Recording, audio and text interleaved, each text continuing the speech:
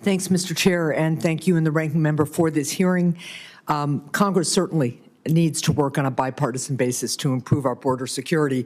And in fact, of course, we had a bipartisan border security deal last year that made major improvements to security at the southern border, including with some important changes to asylum standards. And it also included hiring significant additional law enforcement personnel. It had the support of the National Border Patrol Council, and I strongly supported that deal. And unfortunately, as we all know, President-elect Trump decided to kill that deal for purely political reasons. So I am hopeful that we can move past politics and actually get back to work on the kind of bipartisan deal that I think we are hearing agreement about in this room.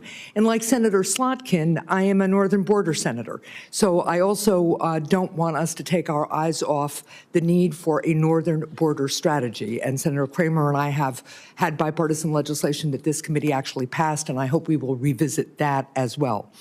Going forward, we need to work together to examine the most effective ways to secure the border and weaken cartels.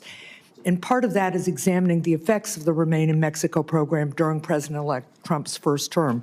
So, Mr. Isaacson, I want to follow up on Senator Gallego's questions a little bit. Your testimony states that the previous Remain in Mexico policy enriched the cartels. I want to repeat that. It enriched the drug cartels that are poisoning our country and create enormous violence. They kidnapped and extorted immigrants waiting in border towns for their court dates. Public reporting showed that ransom payments routinely cost $4,000 to $7,000 per person, and that a single criminal gang in a single border town could steal $35,000 a day from people.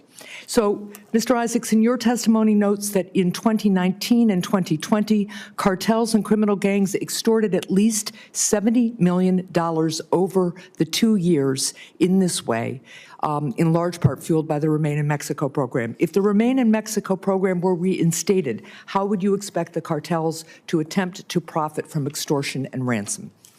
I think the cartels will continue to extort, perhaps at even higher rates because they're more powerful now even than they were then. And they would still have those three income streams, the ransoms, the extortions, and the coyote services. Yeah. So yeah, that was a very conservative estimate. The money would be more. Yeah, okay. I also want to just touch on the issue of cooperation with the Mexican government. Law enforcement in the United States works closely with Mexican authorities to interdict drug smuggling, human trafficking, and other crimes committed by the cartels. And by the way, Mr. Arthur, I think it was you who said that we need to continue to work to reduce drug demand in this country. That's something I've heard from the Mexican government, too. The other thing that we have worked on in a bipartisan way on this committee is our southbound weapons and cash to the cartels are a real problem. And we need to, Senator Langford and I have worked together on a bill that would do much more screening southbound to try to stem the flow of cash and weapons to the cartels from this country, which are used as payment for the illicit drugs. But one of the things that we do with the Mexican government is Mexico allows our Homeland Security investigation agents to work with Mexican authorities to target drugs and precursor chemicals that are being shipped from China to Mexico. They're then made into fentanyl, and then they're entering the U.S. Sometimes they're not made into fentanyl down there, and sometimes they're made up here. But how, Mr. Isaacson, would reinstating the Remain in Mexico program potentially affect cooperation with Mexico on joint efforts to disrupt drug smuggling? The question is how we were to go about it. If the administration was, if Mexico was reluctant, the administration decided it was really going to push and bully and publicly humiliate Mexico until they agreed to take these people, Mexico would be much less willing to cooperate on other things like fentanyl. Yeah, okay. I think it's, I was pleased to hear kind of consensus growing around thinking through what targeted legislation would look like to really treat the cartels as the kind of hybrid organizations they are, using some terrorist techniques, but for organized crime purposes. I think it was really interesting that all three of you seemed to coalesce around some important ideas in that regard.